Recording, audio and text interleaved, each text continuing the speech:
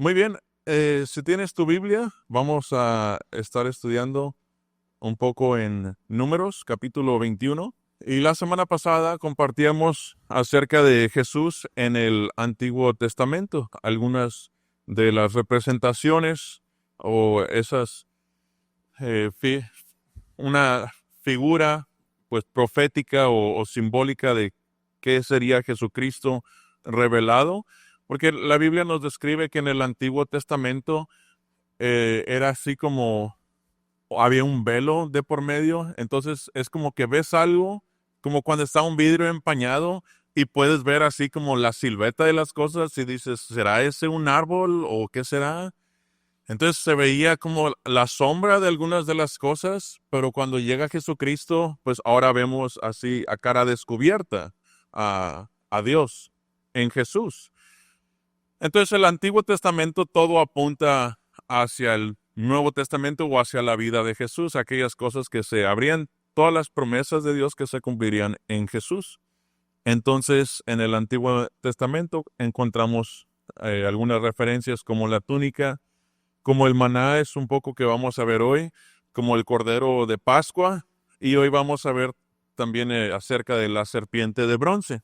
Entonces comenzamos el estudio en Números 21, Números capítulo 21, versículo 4, que dice, después partieron del monte de Or, camino del Mar Rojo, para rodear la tierra de Edom, y se desanimó el pueblo por el camino, y habló el pueblo contra Dios y contra Moisés. ¿Por qué nos hiciste subir de Egipto para que muramos en este desierto? Pues no hay pan ni agua, y nuestra alma tiene fastidio de este pan tan liviano. Entonces, esa era la situación que el pueblo de Israel dice, ellos se habían desanimado. ¿Tú te has sentido desanimado? Yo sí, muchas veces. Pero ¿qué pasa cuando nos desanimamos? ¿A qué nos lleva el desánimo? ¿A qué llevó el desánimo al pueblo? Las circunstancias que ellos cayeron en ese desánimo pudiera ser eh, la rutina, pudiera ser el fastidio del día a día, del estar batallando, luchando con lo mismo de la rutina. Eh, pero ellos cayeron en el desánimo y en vez de ir a Dios para cobrar ánimo, fueron con Dios para quejarse, que muchas veces también hacemos eso nosotros. Es curioso cómo nosotros como humanidad pues no cambiamos, ¿verdad? Cometemos muchas veces los mismos errores que cometía el pueblo de Israel. Cuando vemos la historia del pueblo de Israel, cuando Dios los sacó de Egipto y que los lleva camino a la tierra prometida, podemos ver muchas etapas de la vida del cristianismo. Sabemos que el atravesar el desierto, que el desierto simbólicamente representan las pruebas en nuestra vida. Entonces, porque cuando viene una prueba a tu vida, ahí es en donde sale tu carácter. Tu carácter no es probado cuando andas de buenas, cuando las cosas van bien, cuando, ¿verdad? Estás teniendo una buena relación, cuando todo te está saliendo bien. Ahí no es cuando se prueba tu carácter.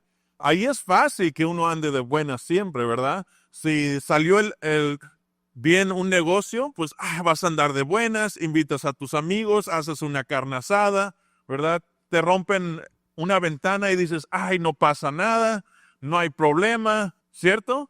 Pero cuando las cosas van mal, ahí es cuando se prueba el carácter, ¿verdad? Y si te rompen esa misma ventana, ¿verdad? ¿Cuál va a ser tu reacción, ¿verdad? Entonces, nuestro carácter es probado en las circunstancias difíciles. Amén.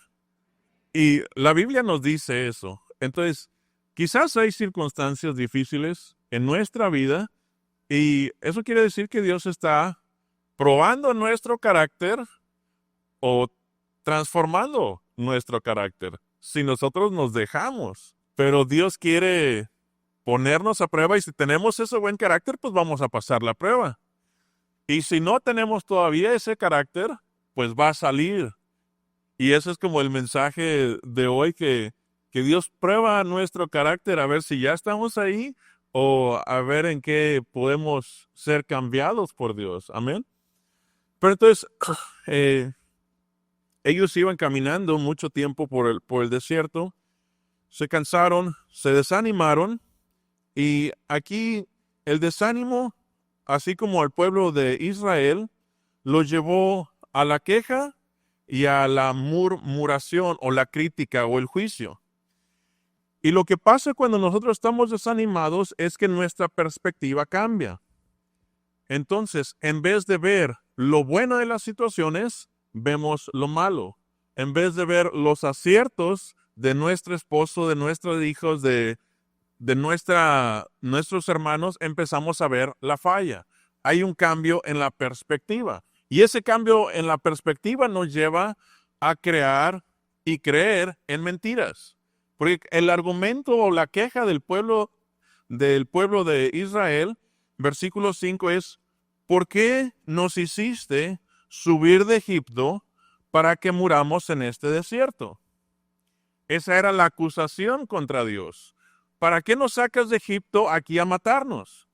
Pero esa nunca fue la intención de Dios, de que, bueno, ustedes están allá en Egipto y están orando a mí, bueno, yo los voy a sacar y los voy a matar en el desierto. Esa nunca fue la promesa de Dios. De hecho, vamos a ver en Éxodo, pero marca ahí en tu Biblia porque regresamos a este pasaje. Pero si vemos en Éxodo capítulo 6, vemos cuál era el plan de Dios, cuál era la promesa de Dios para el pueblo de Israel. Éxodo capítulo 6. Éxodo capítulo 6, versículo 2. Habló todavía Dios a Moisés y le dijo: yo soy Jehová, y aparecí a Abraham y a Isaac como Dios omnipotente. Mas en mi nombre Jehová no me di a conocer a ellos. También establecí mi pacto con ellos de darles la tierra de Canaán, la tierra en que fueron forasteros y en la cual habitaron. Asimismo, he oído el gemido de los hijos de Israel, a quienes hacen servir los egipcios, y me acordé de mi pacto. Por tanto dirás a los hijos de Israel: yo soy Jehová, y los sacaré de debajo de las tareas pesadas de Egipto, los libraré de la servidumbre, los redimiré con mi brazo extendido y con juicios grandes, y los tomaré por pueblo, y seré su Dios, y ustedes sabrán que yo soy Jehová su Dios, que los sacó de las tareas pesadas de Egipto, y los meteré en la tierra en la cual alcé mi mano jurando que daría a Abraham, a Isaac y a Jacob, y los daré por heredad. Yo, Jehová.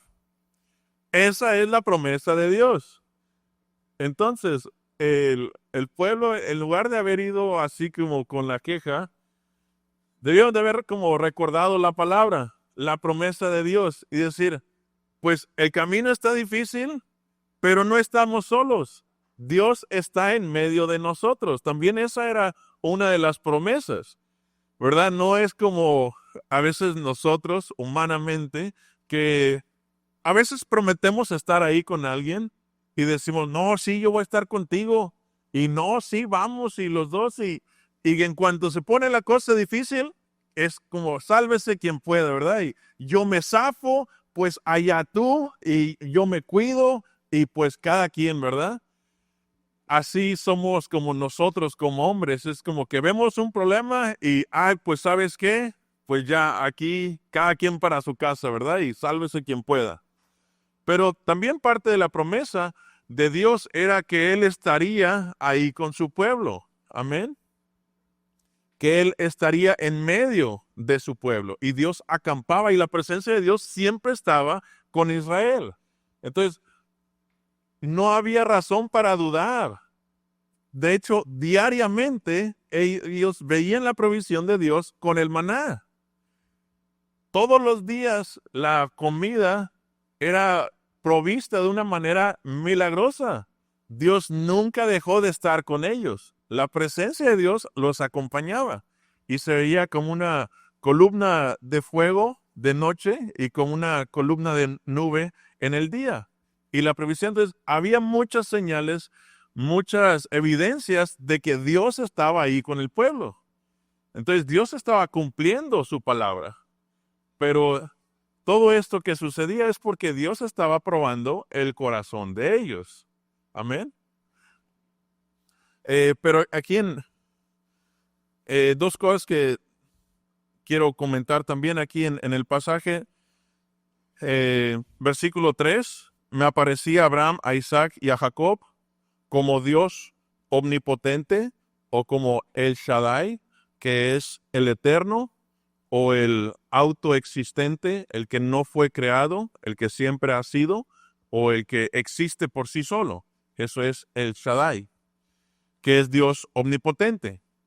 Ahora, es bueno poder conocer los nombres de Dios, los diferentes nombres de Dios, como El Shaddai o Jehová, que es el omnipotente, es El Shaddai, y Jehová es el eterno o el autoexistente. Pero hablarle a Dios así con estos nombres no nos va a hacer más espirituales. No quiero decir que esté mal, solo quiero decir que, ¿verdad? Es como si tú me llamas Joel o me llamas Joe, o le llamas al pastor Miguel o le llamas Michael. Es lo mismo, ¿verdad? Podemos decir, el Shaddai te bendiga y está bien. Podemos decir Jehová te bendiga. Podemos decir el Eterno te bendiga. Podemos decir el Omnipotente te bendiga y todo es lo mismo. Ni uno es más que el otro, ¿verdad? Fin de mi comentario. Amén. Pero solamente que cuidemos así es también un punto ahorita de idolatrar cosas que no deben de ser idolatradas. Amén. Solo la gloria y la honra es para Dios. Porque a veces cuando las personas utilizan este vocabulario, que no los estoy juzgando, pero Dios sí va a juzgar nuestros corazones. Y la intención con la que hacemos las cosas muchas veces es para sentirnos más espirituales que los demás. ¿Verdad? Como que yo tengo la revelación, yo tengo el conocimiento, yo tengo esta relación tan especial con Dios que mira cómo yo lo hago y mira qué tan bendecido y favorecido estoy. Y esa es la motivación incorrecta para hablarle a Dios así. Amén. Bueno, fin del comentario, ahora sí. Pero más de eso en un momento. Bueno, este era el pacto de Dios con el pueblo de Israel. Dios les había prometido, ¿verdad? ¿Qué les había prometido Dios? Sacarlos de las tareas pesadas, ¿verdad? O sea, cambiarles el trabajo pesado ahí en el calor del sol. Sacarlos de la servidumbre, o sea, ya no ser esclavos de los egipcios. No solamente, sino que ahora tomarlos por su pueblo. No era así como esta promesa de Dios, no era así como una venta. Se vale hablar así con libertad. No era como una venta de multinivel, ¿verdad? Que te venden una cosa y luego ya nunca te dan seguimiento. Amén. No, es solamente el ejemplo, ¿verdad? No estoy hablando en contra tampoco de eso. Sino que no era así como una venta de única ocasión. ¿Verdad? Le hago la venta y ya, pues allá él solo, ¿verdad? Que se las arregle. Como muchas veces hacemos en otras cosas. A veces con invitar hermanos a la iglesia.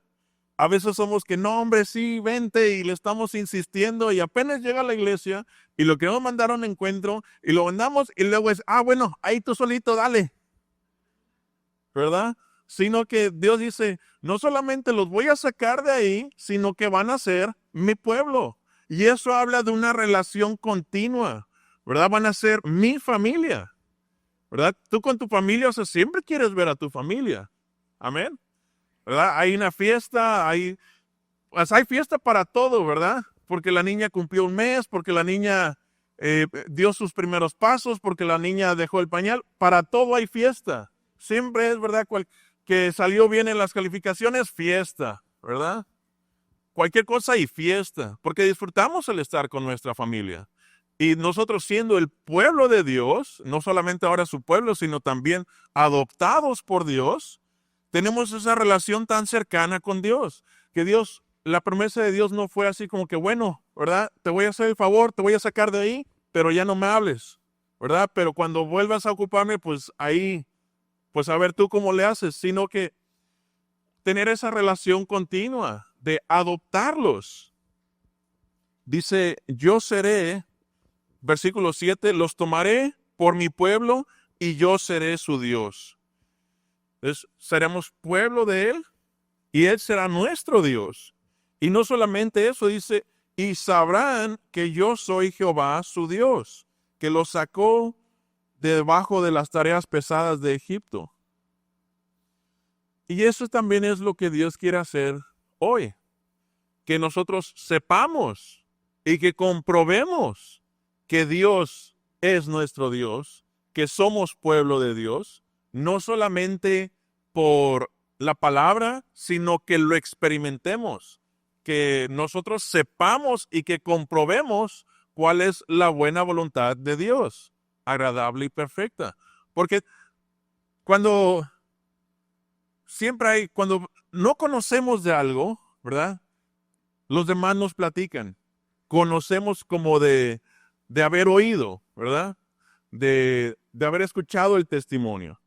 Pero cuando nosotros tenemos nuestro encuentro, nuestra relación con Dios, que el encuentro con Dios no es cosa de una sola vez, no es únicamente en el encuentro como el retiro en el que están las hermanas ahora, sino encuentro con Dios es todos los días. Amén. Nuestro encuentro con Dios es constante, diario, ¿verdad? Con el favor de Dios, que pueda ser diario. Entonces, dice, sabrán que yo soy Jehová su Dios. Es decir, que ya lo habrán puesto a prueba y lo habrán experimentado, ¿verdad? Como, digamos, tienes una mancha, ¿verdad? Tu camisa favorita se manchó y pues escuchas ahí de algún producto que quita las manchas y tú dices, pues no creo o medio creo, pero lo voy a probar, ¿verdad? Te lo compras y ya lo pones a prueba.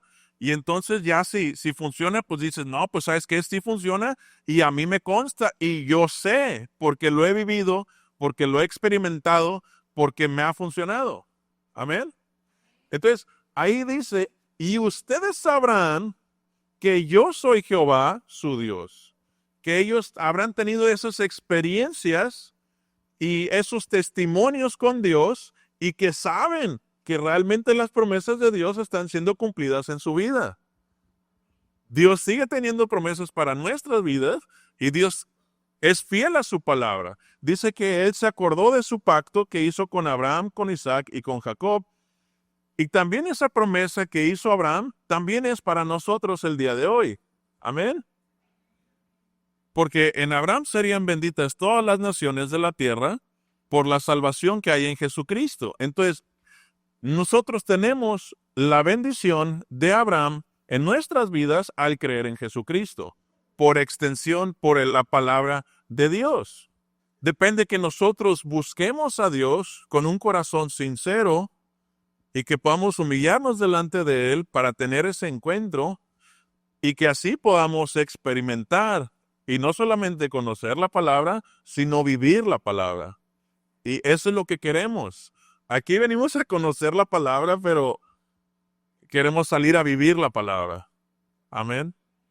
Que nuestra comunión con Dios no sea solamente aquí el domingo en la mañana, cuando escuchamos su palabra, sino que sea cada día, cuando vivimos su palabra. Y esa es mi oración para cada uno de nosotros, que no solamente conozcamos su palabra, sino que la vivamos. Amén. Entonces, esa era la promesa de Dios para el pueblo de Israel. Para los judíos en ese momento. Y regresamos a Números, capítulo 21.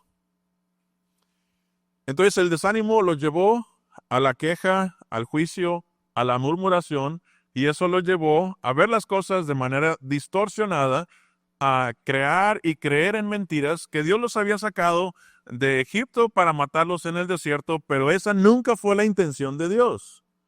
La intención de Dios era bendecirlos, sacarlos de la servidumbre pesada, sacarlos de la esclavitud, ser el Dios de ellos, tenerlos por pueblo suyo, que ellos comprobaran cuál era que ellos tuvieran esa experiencia de saber que era Dios que estaba a favor de ellos y que ahora estarían en la tierra prometida, ¿verdad? Que cambiaran todas las cosas. Y algo que quiero mencionar también antes de continuar es que ahí en Éxodo versículo 5 decía, asimismo he oído el gemido de los hijos de Israel. Entonces, Israel se acercó a Dios para pedir, ¿verdad? A través de sus oraciones, de sus gemidos, Dios, rescátanos de esta tierra, ¿verdad? Rescátanos de esta opresión. Quizás tengas opresión en tu vida y haces bien en orar a Dios. Amén. Pero si te vas a acercar a Dios, tienes que hacer las cosas como Dios te pide que las hagas. Amén. Amén. Porque muchas veces nos acercamos a Dios, pero queremos que haga las cosas como nosotros queremos. Amén. Que si mi jefe es difícil de soportar y me carga la mano, Padre, por favor que lo despidan. Padre, por favor que lo corran. Padre, por favor, ¿sí o no? ¿Verdad? En vez de, Dios, dame la fuerza, ayúdame a soportar, ayúdame a hacer buen testimonio, ayúdame a amar a los que son difíciles de amar, ayúdame a amar a los que están lejos de ti, porque tú también me amaste a mí cuando yo estaba lejos de ti. ¿Ven cómo cambia la perspectiva? Entonces, si te vas a acercar a Dios, ¿verdad? Un spoiler aquí, tienes que hacer las cosas a la manera de Dios. Amén. Pues no vas a ir ahí con el nutriólogo y, ¿verdad? Y le pides una dieta, pero póngame ahí dulces, pero póngame papitas, pero póngame ahí frituras. Pues no te va a servir de nada. Porque a veces así nos acercamos con Dios y, ay Dios, pero esto de amar al prójimo, eso como que no, Dios, mejor ponme otra cosa, ¿verdad? Mejor ponme ahí un diezmo, ¿verdad? Y ese sí. O mejor ponme ahí que cante, ¿verdad? O que toque, ahí yo te sirvo en la alabanza, Dios. Pero eso de amar al prójimo, otra cosa, Dios. Y no, pues no es así. O sea, si ellos clamaban a Dios, Dios les dice, órale va. Yo soy bueno y misericordioso, escucho y estoy a favor tuyo, pero vamos a probar tu obediencia. Vamos a hacer las cosas, ¿verdad? Como yo mando, como yo digo. Y todo eso es para nuestro bien. Nada de lo que Dios nos pone es nada más. No es para nuestro mal, es para nuestro bien. Pero cuando nos acercamos a Dios, Dios nos escucha, pero pide obediencia. Amén. En Éxodo 16, quiero ver si encuentro aquí el pasaje en Éxodo 16. En Éxodo 16, aquí es en donde varias veces se habían murmurado contra Dios, ¿verdad? Pero vamos a leer del versículo 2.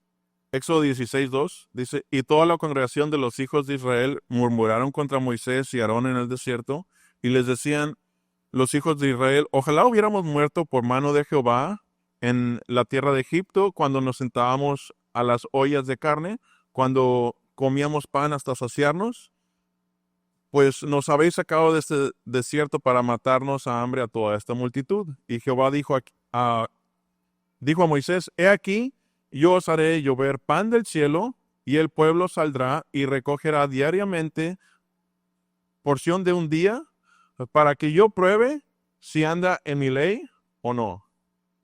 ¿Verdad? Y ese parte de tener el maná, porque había ciertas reglas o ciertas que tenían que tomar diariamente una porción, ni de más ni de menos, o sea, lo que se fueran a comer, pero no guardar para el día siguiente.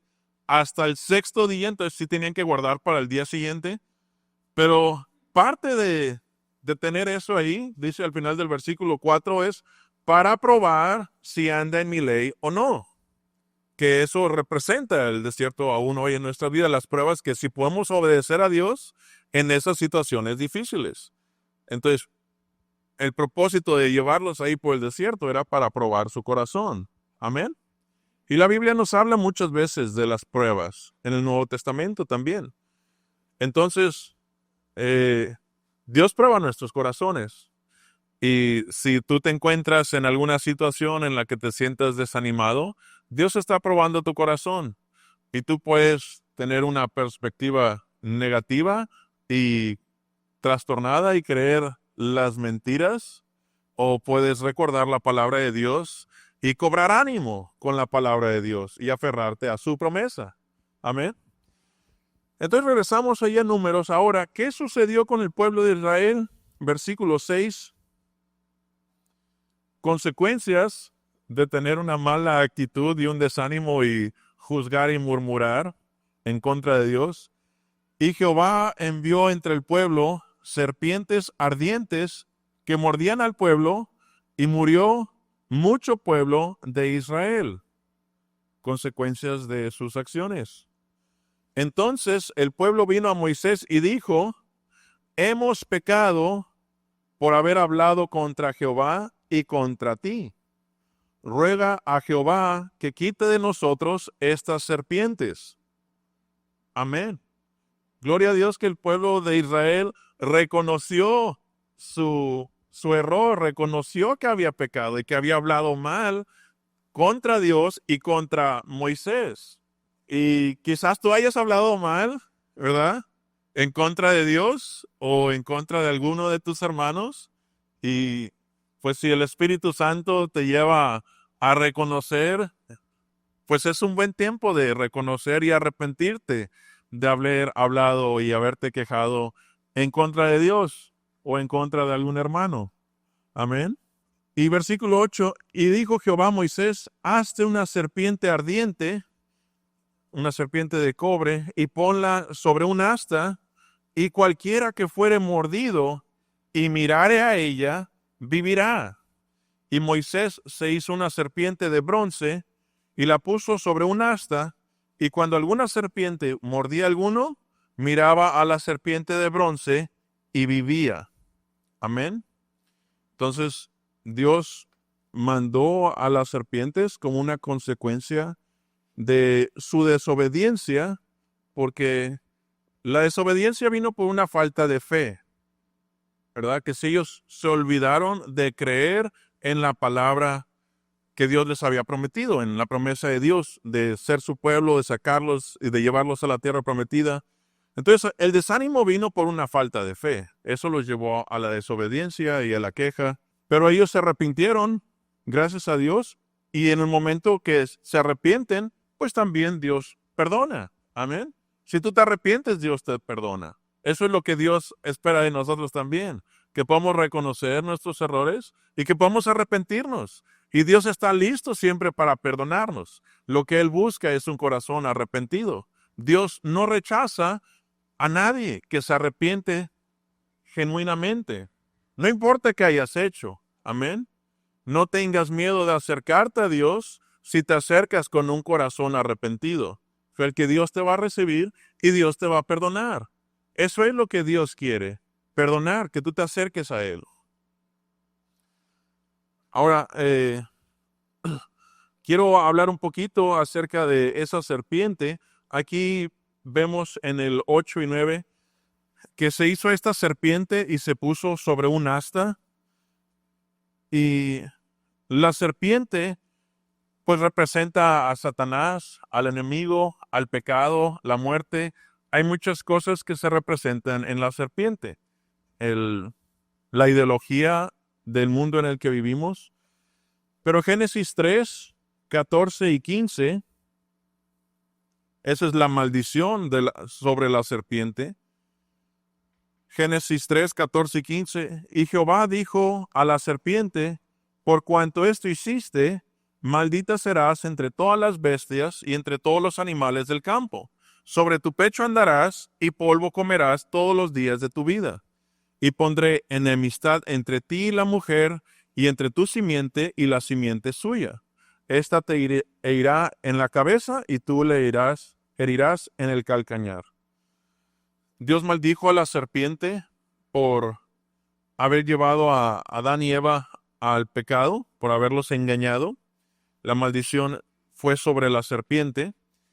Y Jesús también en el Nuevo Testamento, en Juan capítulo 3, Él nos dice que así como la serpiente fue levantada en el desierto, también era necesario que Él fuera levantado. En Juan capítulo 3, versículo 14. Juan 3, 14. Y como Moisés levantó la serpiente en el desierto, así es necesario que el Hijo del Hombre sea levantado, para que todo aquel que en Él cree no se pierda, mas tenga vida eterna. Cuando en el Antiguo Testamento, en donde estábamos leyendo en Números, cuando las serpientes mordían al pueblo, la serpiente era la causa de la muerte entre el pueblo. Entonces, el poner a la serpiente sobre el asta era darle muerte a la muerte o derrotar a la muerte, para que viendo la serpiente sobre el asta, que pudieran ver que aquello que traía muerte a sus vidas estaba derrotado, estaba vencido, estaba colgado en ese palo, ¿verdad? En ese madero, en esa asta. Es de esto que te está haciendo daño, esto que está trayendo la muerte, esto ya fue conquistado, esto ya fue derrotado. Mira que aquí está la evidencia, aquí está la prueba de que aquello que te estaba trayendo muerte en tu vida ya ha sido derrotado. Y esa es la forma en la que nosotros miramos a Jesús sobre la cruz. Porque Jesús, al igual que la serpiente y todo lo que representaba la serpiente, Él fue colgado en un madero. Y ahorita vamos a leer los pasajes, pero representaba la serpiente sobre el asta la maldición. Así como Dios maldijo a la serpiente en Génesis, representaba el pecado y representaba la pobreza. Y vamos a leer esos pasajes. Primero de ellos en Gálatas 3:13. Gálatas capítulo 3, versículo 13. Gálatas 3:13 dice, Cristo nos redimió de la maldición de la ley, hecho por nosotros, ¿qué dice? Hecho por nosotros maldición, porque escrito está, maldito todo el que es colgado de un madero, para que en Cristo Jesús la bendición de Abraham alcanzara también a los tan pequeños y maderenses, para que a fin de que reciban por fe la promesa del Espíritu. Amén. Los gentiles se refieren a los que no son judíos. ¿Eres judío? No. ¿Eres gentil? Sí. Tan pequeños y maderenses. También alguien de Altamira y de donde nos visites. Amén. ¿Qué bendición nos alcanza? Como les comenté, la bendición de Abraham está sobre nosotros, a fin de que por la fe recibamos la promesa del Espíritu Santo. Tú sabes que Dios le fue fiel a Abraham. Aún después de su muerte, Dios seguía siendo fiel y Dios le había prometido a Abraham lo que estaba cumpliendo ahora en el pueblo de Israel por la promesa que le hizo a Abraham. Esa misma promesa sigue vigente hoy y se sigue cumpliendo ahora en nuestras vidas. Dios es nuestro Dios y nosotros somos pueblo suyo. Amén.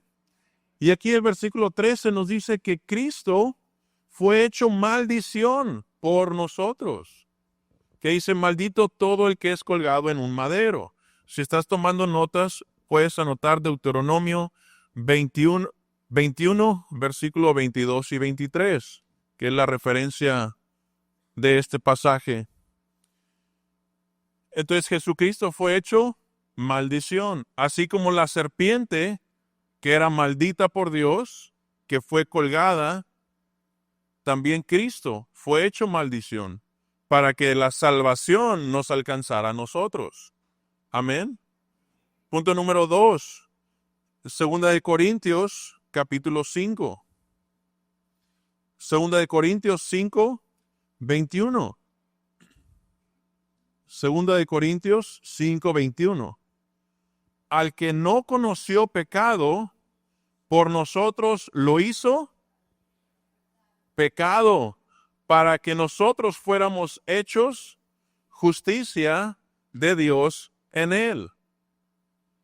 Él fue hecho pecado cuando estuvo en la cruz, porque fue la sustitución de nosotros. Él tomó nuestro lugar, Él tomó nuestro pecado, Él tomó nuestra maldición cuando Él estuvo sobre la cruz, tomando mi lugar. Fue hecho pecado a causa de nosotros. Segunda de Corintios capítulo 8, versículo 9. Porque ya conocen la gracia de nuestro Señor Jesucristo, que por amor a ustedes se hizo pobre siendo rico, para que ustedes en su pobreza fueran enriquecidos. Y esta es la riqueza espiritual. Amén. No la riqueza económica, sino la riqueza espiritual. Él se hizo pobre para que nosotros seamos ricos en el espíritu. Entonces Jesús fue maldecido, Jesús fue hecho pecado y Jesús fue empobrecido. Eso es lo que representaba la serpiente colgada sobre esa asta. Pero dice Jesús, dice la palabra, que Jesús venció a la muerte. Mayor es el que está en nosotros que el que está en el mundo. Y Jesús dice, confíen en mí, que yo he vencido al mundo. La muerte no pudo detener a Jesús. Él tuvo la victoria aún sobre la muerte. Al resucitar, ¿verdad? Que vamos a hablar de eso en un par de domingos más, cuando sea el domingo de resurrección. Así que no falten, ¿verdad? Para hablar y escuchar de la resurrección y el poder que hay en Cristo, el Espíritu Santo. Pero Él fue maldecido para que yo fuera salvo. Él fue hecho pecado para que yo fuera hecho justo. Él fue hecho pobre para que yo fuera hecho rico. Y esa es la bendición de Abraham para cada uno de nosotros. Amén. Esa es la palabra de Dios. Y la serpiente colgada, aquello que traía muerte a nuestras vidas. ¿Qué es lo que trae muerte a tu vida ahora? ¿Qué es lo que trae muerte a tu matrimonio? ¿Qué es lo que trae muerte en una muerte económica a tu negocio? ¿Qué es lo que trae una muerte en la relación con tus hijos? El pecado. Amén. A veces el pecado es el orgullo. A veces el pecado es la ira. A veces el pecado es la lujuria. Pero cada una de esas cosas que están trayendo muerte a tu vida, que lo vemos a veces como una prueba de Dios, pero si somos honestos, podemos ver que esas pruebas de Dios muchas veces tienen que ver con mi pecado. Y llamamos una prueba de Dios a un pecado que no abandonamos. Y no solo esto, sino luego que culpamos a Dios de las consecuencias de nuestros pecados. Proverbios 19:3. ¿Qué dice Proverbios 19:3? La insensatez del hombre tuerce su camino, y luego contra Jehová se irrita su corazón. Es decir, el pecado del hombre lo hace caer y luego culpa a Dios de sus errores. Así somos. Y Dios nos confronta con esto. ¿Verdad? No llames una prueba de Dios a un pecado tuyo. No llamemos prueba de Dios a un pecado nuestro. Amén. Pero arrepintámonos de nuestros pecados y Dios nos perdona y aferrémonos a las promesas de Dios. Eso es lo que Dios quiere, ¿verdad? Que nos acerquemos a Él. Juan capítulo 12, versículo 32. Juan capítulo 12, versículo 32. Porque todo lo que trae esa muerte a nuestra vida, Jesús lo venció ya en la cruz. Amén. Entonces, aférrate a Jesús. Y así como el pueblo de Israel tenía que mirar a la serpiente para ver que aquello que les estaba trayendo muerte ya fue derrotado, así también nosotros tenemos que mirar a Cristo para ver que Cristo ya venció el pecado, ya venció la muerte y todo lo que nos está agobiando ya se venció en la cruz. Amén. Miremos a Cristo, miremos y vivamos, como dice en Números 21:8. Juan 12:32 dice, hablando Jesús, y yo, si fuere levantado de la tierra, a todos atraeré a mí mismo. Si él fuera levantado para que vieran, es puesto en alto, para que todo mundo vea, ¿cierto? Es el propósito de que él sea levantado. Es que aún de lejos lo puedas ver, aún estando lejos. No tienes que estar ahí pegado desde lejos. Tú ves lo que está en alto. Y así es, acá está la salvación. Aquí está la redención. Aquí está la respuesta al pecado. Aquí está la justicia.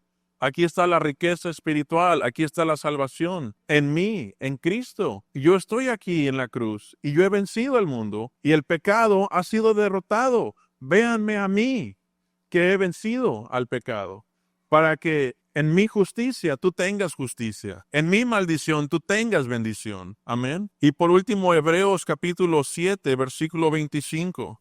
Y quiero pedir a los muchachos de alabanza si pueden ir pasando, por favor. Y en Hebreos capítulo 7, versículo 25, dice la palabra, por lo cual puede también salvar perpetuamente a los que por él se acercan a Dios, viviendo para interceder por ellos. Así como Moisés intervino a favor del pueblo cuando oró que Dios perdonara al pueblo, Jesús es el que intercede por nosotros. En este momento, Jesús está intercediendo delante del Padre por ti y por mí. Amén. Dice salvar perpetuamente. Siempre hay salvación en Cristo. Para siempre, no es cosa de una sola vez. Es por la eternidad. Es una sola vez, pero para siempre. Viviendo siempre, hablando de Jesús, para interceder por ellos, aquellos que se acercan a Dios. Entonces, Cristo está ahí, ¿verdad? Ya no está en la cruz, que ya resucitó, pero está delante del Padre e intercede por nosotros. Que nosotros podamos llegar a Dios a través de Él, porque es únicamente a través de Él, porque nadie más llevó nuestro pecado, nadie más llevó nuestra maldición, en nadie más hay salvación, únicamente en Jesucristo, quien tomó nuestro lugar, quien fue nuestro sustituto, para que ahora nosotros, al mirarlo a Él, entremos en el gozo de Dios y disfrutemos esas promesas que Dios le hizo a Abraham, que sigue cumpliendo hoy en día en tu vida y en mi vida. Amén. Pues pongámonos de pie, hermanos, y vamos a cerrar con una oración y adorar un momento a nuestro Padre que nos ha adoptado como pueblo suyo. Señor, te doy gracias por tu palabra. Gracias, Jesucristo, que tú fuiste levantado en ese madero. Gracias que tú fuiste condenado y llevaste mi pecado, llevaste mi maldición sobre esa cruz. Tomaste mi lugar y me diste tu lugar. Gracias por tu amor, gracias por tu sacrificio. Yo creo en ti y miro a ti, Señor. Miro a ti en mi matrimonio, miro a ti en mis hijos, miro a ti en mi trabajo, que todo es por ti y para ti. Toda la honra y la gloria sea a ti, Padre. Jesús, gracias por nuestra salvación. Te bendecimos y te adoramos porque tú eres nuestro Salvador. Padre, perdónanos de haber pecado contra ti. Perdónanos de haber murmurado y habernos quejado. Ayúdanos a cobrar ánimo, recordando y confiando en tu palabra. Amén.